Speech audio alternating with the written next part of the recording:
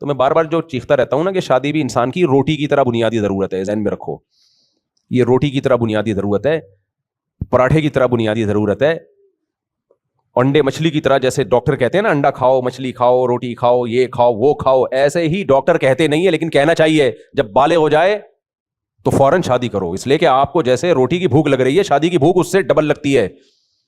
سمجھ میں آ رہی ہے بات کہ نہیں آ رہی ہے؟ آپ کی باڈی کی ریکوائرمنٹ ہے, باڈی چاہتی ہے, نہیں ہوگا تو اس کا دماغ خراب ہوگا, ڈپریشن میں جائے گا, پاگل ہوگا. یہ ہو گئے ہیں پاگل, بہت سے نوجوان آتے ہیں, مجھے لگتا ہے گھسک چکا ہے بھی ہے. اور پھر خدا نخواستہ کوئی عشق معاشقے میں آ گیا, پھر تو خودکشیاں بھی ہو رہی ہیں. 18 سال کے لونڈے خودکشیاں کر رہے ہیں. خیر ابھی یہ ٹاپک نہیں ہے, ابھی اصل ٹاپک کی طرف آتا ہوں. اصل تو یہی تھا لیکن دوسرے ٹاپک کی طرف آتا ہوں. تو اصل تو یہی ہے نا, یہ اس لیے ہے کہ یہ سوسائٹی کی ضرورت ہے. دیکھو مجھے شادیاں کرنی ہوتی نا, اس لیے میں شادی بیان کر رہا ہوتا. تو آپ کہتے ہیں مفتی صاحب یار تم ہر وقت, اس کی مثال ہے جیسے کوئی ہر وقت صدقے کے فضائل کوئی امام بیان کر رہا ہو, تو یہ وہم ہونے لگتا ہے کہ امام صاحب کی جیب خالی ہو گئی, یہ چاہتے ہیں کہ کوئی ان کو صدقہ دے. تو یہ وہم ہو سکتا ہے, عین ممکن ہے امام کی یہ نیت نہ ہو, لیکن یہ وہم ہو سکتا ہے کہ یار یہ ہر وقت صدقہ لے کے بیٹھے ہوئے. کوئی بیوی شوہر کے حقوق پر امام صاحب ہر وقت بیان کر رہے ہوں, تو اس کا مطلب شاید یار اپنی بیگم کو سمجھانا چاہ رہے ہوں. تو یہ وہم ہو سکتا ہے. تو اگر میری ایک ہوتی, 2 ہوتی, باقی 2 نہ ہوتی, 4 پوری نہ ہوتی, میں پھر شادی کر رہا ہوتا, آپ کہتے ہیں یار لگتا ہے مفتی صاحب ابھی ان کا دماغ سیٹ ہوا نہیں ہے, ان کو ابھی پورے رشتے ملے نہیں ہیں, تو یہ اس لیے فضائل سن رہے ہیں کیونکہ اور بھی آ جائے. تو بھائی ہمارا تو نصاب کمپلیٹ ہو گیا نا, کیا خیال ہے؟ ہمارا تو کوئی لینا دینا نہیں ہے. تو اب تو میرے اخلاص پہ یقین کر لو میرے بھائی کہ میں اپنے لیے نہیں کر رہا, یہ سب آپ کے لیے کر رہا ہوں. اچھا خیر, ایک جملہ بیچ میں کر کے بس اصل ٹاپک کی طرف آتا ہوں. ایک بات یاد رکھو, میں جو یہ نظریہ چلا رہا ہوں 2 شادیاں 3 شادیاں, اس میں لوگ سیریس نہیں ہو رہے ہیں, اس کو مذاق سمجھ رہے ہیں لوگ. کیسے؟ جب کرنے پہ آتے ہیں نا تو سیریسلی نہیں کرتے. کچھ لوگوں نے کرنا دھرنا ہے نہیں, بیوی کو ٹارچر کرتے رہتے ہیں, وہ ہر وقت گھر میں شادی کی بات کر کے دھمکیاں دیتے رہتے ہیں, اگر تم ٹھیک نہیں ہوئی میں دوسری شادی کر لوں گا. یہ غلط ہے, یہ بالکل غلط ہے. آپ ایک چیز جس کو شریعت نے ایک ضرورت سوسائٹی کی قرار دیا, اس میں بیوی کے جذبات سے کھیلنے کی آپ کو اجازت نہیں ہے, کھیلنے کی اجازت نہیں ہے آپ کو. آپ نے کرنی, آپ اس کے کندھے پہ رکھ کے بندوق نہ چلائیں کہ تمہارے اندر چونکہ خرابی ہے اس لیے میں کر رہا ہوں. ایک تو آپ اس پہ سوکل لا رہے ہو اور ذمہ دار بھی اسی کو ٹھہرا رہے ہو, تو بغیر چھری کے ذبح کر دیا آپ نے اس کو. ایسے موقع پہ تو کہا جائے گا تمہارے اندر کوئی خرابی نہیں ہے, اس کو اور زیادہ اپنے قریب کیا جائے گا. دوسری بات یہ کہ کرنی ہو کر لو, روزانہ گھر میں یہ ٹاپک چھیڑ کے گھر کا ماحول خراب, بولو نا, مت کرو. یہ ٹاپک چھیڑ کے گھر کا ماحول خراب مت کرو. یہ بالکل ایسا ہی ہے دیکھو شوہر مر جائے تو کیا ہوتا ہے, چیخنا چلانا ہوگا, 4 مہینے 10 دن عدت ہوگی, اس کے بعد عورت کو سکون آ جائے گا کہ نہیں آ جائے گا؟ لیکن مرا نہیں ہے, ہر وقت کہہ رہا ہے بیگم ہو سکتا ہے میں مر جاؤں.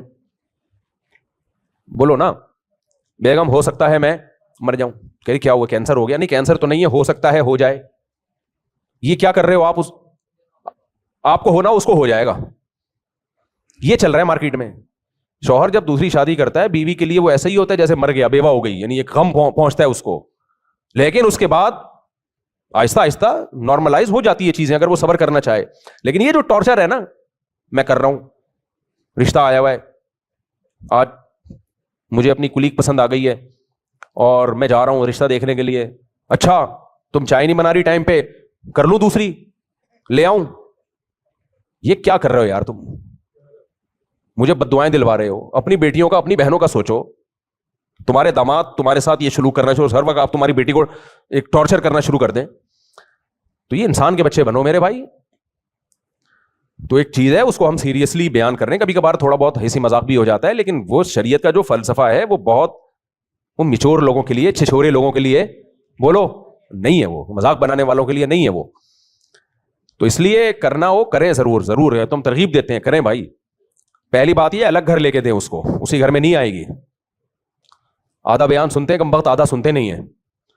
بہت پرانی بات ہو گئی, اب کسی کو نہیں پتا چلے گا کس کی بات ہو رہی ہے. خاتون نے بتایا کہ لندن سے کہ میرے شوہر نے دوسری شادی کی اور میرے ہی گھر میں لا کے بیوی کو رکھا ہوا ہے. نہیں, یہ غلط ہے. میں نے کہا ہنگامہ کرو بھائی اس پہ. شوہر کا رائٹ اگر دوسری شادی ہے تو بیوی کا رائٹ اس کا سیپریٹ گھر ہے, ایک بات. نمبر 2, جب تک آپ کی ایک ہوتی ہے نا تو بیوی کمپرومائز کرتی ہے بہت سی چیزوں میں, کرنا چاہیے اس کو. سب کمپرومائز کر کے چل رہے ہوتے ہیں. وہ آپ کی ماں کی بھی خدمت کرتی ہے, آپ کے والد کی بھی خدمت کرتی ہے, بعض دفعہ دیوروں کی بھی کر رہی ہوتی ہے. بھائی میاں بیوی ہیں, کمپرومائز سے ہی چلتا ہے. لیکن جب دوسری ہو جاتی ہے نا, پھر کمپرومائز والا سیٹ اپ ختم. پھر وہ یہ کہہ سکتی ہے اب دوسری آپ کی اماں کی خدمت کرے گی, مجھے الگ گھر لے کے دو, تو آپ کو لے کے دینا پڑے گا. سمجھ میں آ رہی ہے بات کہ نہیں آ رہی ہے؟ پیڑے کھانے کے لیے نہیں ہوتی کہ آپ نے دوسری کو سارا پروٹوکول دے دیا, جو پہلی 10 سال سے بچوں کے ساتھ آپ کے ماں کی, باپ کی, دادا کی, نانا کی خدمت میں لگی ہوئی ہے, اس کو آپ نے کہا کہ ایکچولی شریعت نے مجھے اجازت دی ہے, تو شریعت نے اس کو یہ رائٹ دیا ہے کہ وہ کہے کہ اب آپ کے خاندان کی خدمت کون کرے گا؟ دوسری کرے گی, مجھے سیپریٹ رکھو. میں نے ان تمام شرطوں پر عمل کر کے کی ہے. سمجھ میں آ رہی ہے بات؟ ان سب چیزوں کو میں نے فالو کیا ہے, تو اس کو یہ حق ہے. وہ کہہ سکتی ہے. ہوتا یہ ہے کہ اس پہلی والی کو تو ادھر ہی رکھا ہوا ہے, دوسری کو ڈیفنس میں الگ فلیٹ لے کے خوبصورت سا دے دیا. یہ چل رہا ہوتا ہے مارکیٹ میں. بھائی دونوں کے سیم رائٹ ہیں, برابر حقوق ہیں. تو پہلی نے جو آپ کے ساتھ اتنا کمپرومائز کیا تھا, تو شریعت نے اس پہ کچھ چیزیں لازم, ماں باپ کی خدمت تو جو بھی رہتا ہے وہ تو لازم ہے اخلاقی طور پہ, لیکن اس پہ یہ تو جائز ہے نا کہ وہ الگ گھر کا مطالبہ کر سکتی ہے, میں الگ رہوں گی, وہاں لے آیا کرو اپنی اماں کو خدمت کے لیے, جب لے آؤ کہ خدمت کروں گی. یہ رائٹ تو ہے نا اس کا. تو آدھی بات لے رہے ہوتے ہیں لوگ, پوری بات نہیں لے رہے ہوتے. اور یہ تو ظلم کی انتہا ہے کہ آپ نے دوسری کو ادھر ہی لا کے رکھ دیا. یہ تو نہیں ہو سکتا بھائی, یہ تو کسی صورت میں جائز نہیں ہے. اپنے لیے بھی عذاب کھڑا کر رہے ہو. بہت کم واقعات ہیں, 2 3 4 4 کو ایک ساتھ انہوں نے گھر میں رکھا ہوا ہے, ہیلمٹ پہن کے جاتے ہوں گے گھر میں, یا بلٹ پروف جیکٹ پہن کے جاتے ہوں گے, وہ ان کا اپنا مسئلہ ہے, لیکن نارملی ایسا ہوتا نہیں ہے. الگ الگ رکھو. ایک گڑبڑ یہ بھی کر رہے ہوتے ہیں, بیوہ عورت سے شادی کر لی, اس کے بچوں کو لے کے پال لیا, سلام ہے بھائی آپ کو, ماشاءاللہ بہت اچھا کیا, جنت کمانے کا اس سے بڑا کوئی ذریعہ ہو نہیں سکتا. لیکن وہ بچے لا کے پہلی کی جھولی میں ڈال دیے, یتیم بچے ہیں پالو. کیوں بھائی؟ اس کی ذمہ داری نہیں ہے, آپ کی رسپانسبلٹی ہے, آپ پالو اس کو.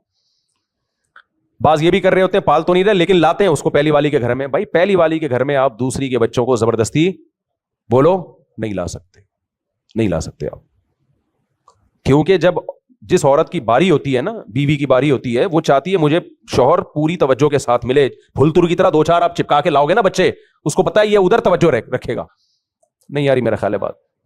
ایک مثال دیتا ہوں پھر کھوپڑی شریف میں آئے گی. تم تو کمارے چھڑے چھاڑ ٹائپ کے لوگ ہو, چھوڑو, تمہارے سامنے یہ ایک والوں کے سامنے یہ باتیں کرنا ہی ٹائم ویسٹنگ ہے. تمہیں کیا پتا دو کے بعد مسائل کیا ہوتے ہیں, ان سے کیسے نمٹا. جب بچے ہو تم آ جاتے ہو بھی ٹوپیاں پہن کے میرے سامنے, شریف جمعے کو نہا دھو کے آ جاتے ہو. دیکھنے سے اللہ کرے سب شریف ہی ہوں مجھ سے. ایک گڑبڑ یہ ہوتی ہے, میں آپ کو مثال سے سمجھاتا ہوں. حدیث میں آتا ہے سیدہ عائشہ رضی اللہ تعالی عنہا کی باری تھی. کس کی باری تھی؟ سیدہ عائشہ. حضرت زینب نے حلوہ بنا کے بھیج دیا, کس کی باری میں؟ حضرت عائشہ کی باری. حضرت عائشہ نے وہ حلوے کی پلیٹ لی, زمین پہ مار کے توڑ دی اس کو. کیا ہوا بھائی؟ حلوے میں کیا کون سی ایسی چیز ہے؟ کیا مطلب؟ کیوں سیدہ عائشہ کو اتنا غصہ آیا؟ وجہ کیا ہے؟ باری سیدہ عائشہ کی ہے, اماں عائشہ کی باری ہے, اور انہوں نے برداشت نہیں کیا کہ میری باری میں مداخلت کسی اور کی ہو. کیونکہ نبی جب وہ کھائیں گے حلوہ, وہ یہ والے حلوے نہیں ہوتے تھے, حلوے کھانے سنت نہیں ہے جو آج کل کے حلوے آ رہے ہیں. کھجور ہوتی تھی, اس میں کوئی دودھ مکس کر دیا یا کوئی ایسی کوئی چیز, یہ جو بالکل نیچرل, یہ چینی کے جو گڑ کے جو گاجر کے پتہ نہیں کس طرح ہضم کیسے کرتے ہو. ایک دفعہ میں اچھا لوگ مجھے کہہ رہے ہوتے ہیں جب شادیوں میں کہیں کھانا وانے میں جانا ہو نا, کہ حضرت آپ یہ میٹھا کھائیں, میں نہیں کھاتا. کہتے ہیں ماشاءاللہ یار حضرت, وہ سمجھتے بہت نیک ہے حضرت. میں کہتا بھائی ہضم کیسے کرتے ہو یار تم لوگ؟ اتنے تم نے نان پھوڑ دیے, اتنی بڑی بریانی کی پلیٹ پھوڑ دی, اس کے بعد یہ گجریلا گاجر کا جو حلوہ اتنا بھاری بھرکم, یہ لے کے گھر تک پہنچو گے کیسے یار اس کو اتنا بوجھ اٹھا کے؟ تو یہ تقویٰ نہیں ہے جو میں یہ اس پرہیز کر رہا ہوتا ہوں. میں حیران ہو رہا ہوں یہ ہضم کیسے کر رہے ہو تم لوگ؟ تو بھائی آپ کا میدا لوہا لاٹ ہوگا, ہم تو نارمل جو سادہ شریف انسانوں کا جیسا میدا ہونا چاہیے نا. میں نہیں کہہ رہا ہم کوئی نیک پرہیزگار ہے, لیکن میدا شریفوں والا رکھا ہوا ہے ہم نے, جو اتنا ہی ہضم کرتا ہے جتنے باڈی کو ضرورت ہے.